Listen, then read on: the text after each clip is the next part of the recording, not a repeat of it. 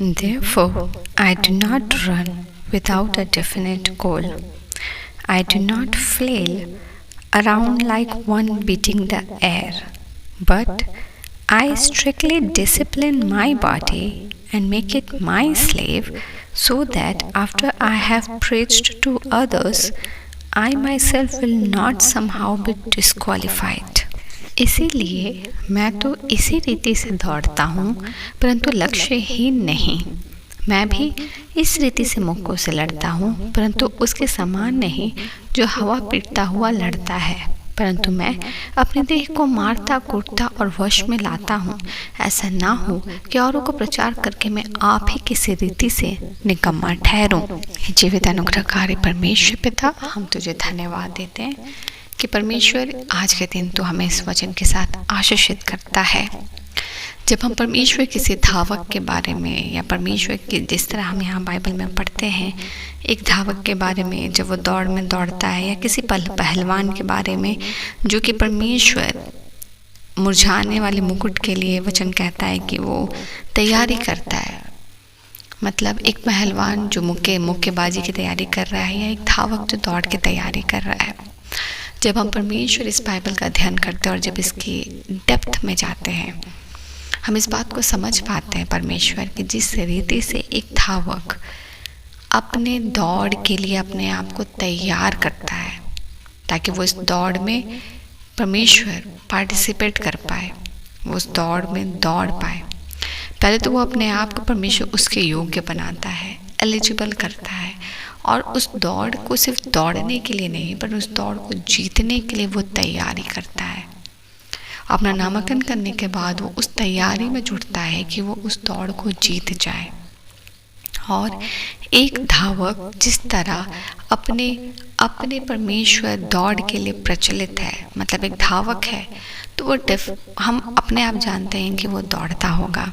एक पहलवान है तो हम जानते हैं कि वो मुक्केबाजी करता होगा। वो अपने आइडेंटिफिकेशन को अच्छे से जानते हैं कि वो क्या है और वो क्या की तैयारी कर रहे हैं और वो क्यों कर रहे हैं। एक धावक जानता है कि वो धावक है, उसे पता है कि उसे दौड़ना है, उसे दौड़ जीतना है, और उस दौड़ को जीतने के लिए उसकी तैयारी वैसे ही है। वैसे ही एक पहलवान है, उसे पता है कि वो पहलवान है, उसे पता है उसे मुक्केबाजी करना है, उसे पता है कि उसे उस क्षेत्र में जीतना है तो उसे किस रीति से कार्य करना है। वैसे ही जो बाइबल में हम ये मसीह दौड़ के बारे में पढ़ते और इसका अध्ययन करते हैं, हम जान पाते हैं कि हमें जानना आवश्यक है कि हम कौन हैं और हम क्या में अपने जीवन के अस्तित्व को देख रहे हैं। मसीही दौड़ में जब प्रभु यीशु मसीह चल रहे थे और उन्होंने जब एक पुरुष को अपने पीछे हो लेने के लिए बुलाया तो उसने कहा कि रुक, मैं अपने पिता को मिट्टी देकर आता हूँ। तो यीशु ने कहा, मुर्दे को अपने लिए मिट्टी खुद डालने दे, मगर तू मेरे पीछे हो ले। और तब उसने एक डिसाइपलशिप होने के अस्तित्व और उसकी महत्वपूर्णता को बतलाया कि प्रायोरिटी और प्राथमिकता परमेश्वर हो।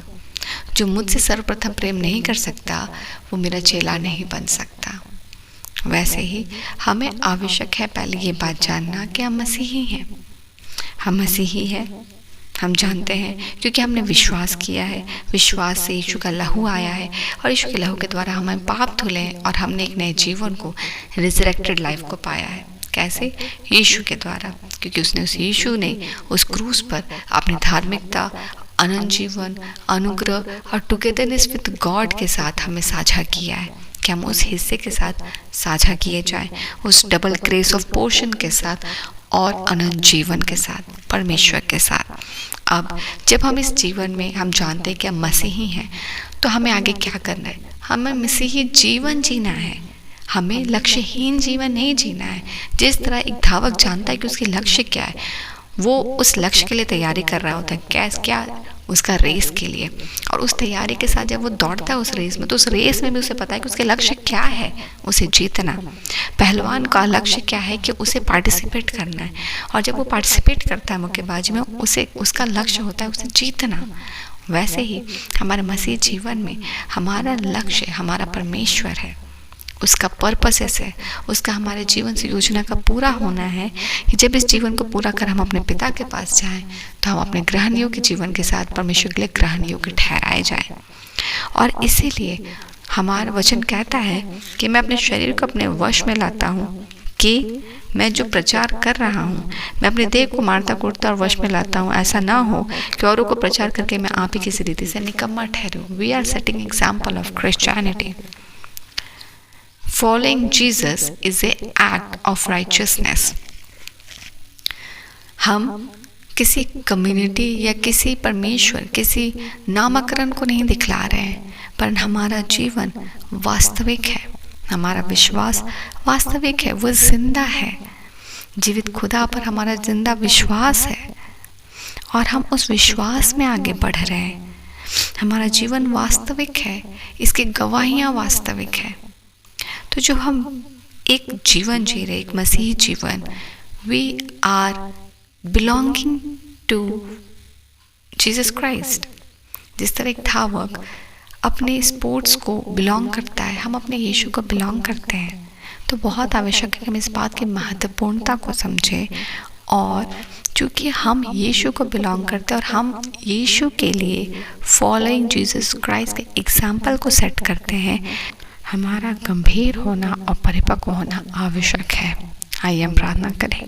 हे जीवित अनुग्रहकारी परमेश्वर, हम इस घड़ी तेरे निकट आते हैं पिता, तुझे धन्यवाद का भेंट चढ़ाते हैं परमेश्वर, और हम तेरे नाम को और ऊंचा उठाते हुए अपने जीवन में सबसे उत्तमता भाग को तुझे पाकर तृप्त होने के लिए तुझे धन्यवाद देते हैं, और प्रार्थना करते हैं कि जब इस वचन के साथ तू आज हमें आशीषित करता है तो इस वचन की गहराई तक हम जाएं, ये वचन और ज़्यादा गहरे रीति से हमारे जीवन में कार्य करे, हम और ज़्यादा गहरे रीति से इसमें जड़ पकड़े और हम अंश परमेश्वर के प्रति स्वरूप बदले।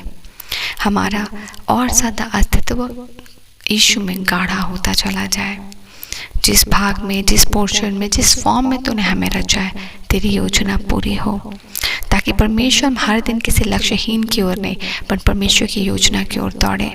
कि आज जब कोई हमें देखे तो वो एक मसीही होने के जीवन के एग्जाम्पल को सही समझ सके, कि कोई व्याख्या या कोई परमेश्वर सुनी हुई कहानी नहीं है, पर सचमुच एक आत्मिक जीवन और एक मसीही जीवन किस रीति से कैसा होता है, हमारे जीवन हर एक के जीवन से दिखने को पाए, हो जाने को पाए। कि हम एक धावक के नाई जब दौड़ते हैं तो हम बस उस मुरझाने वाले मुकुट की ओर नहीं दौड़ते, क्योंकि हमारा लक्ष्य उस रेस को जीतना नहीं है, पर परमेश्वर की इच्छाओं को पूरा करना है।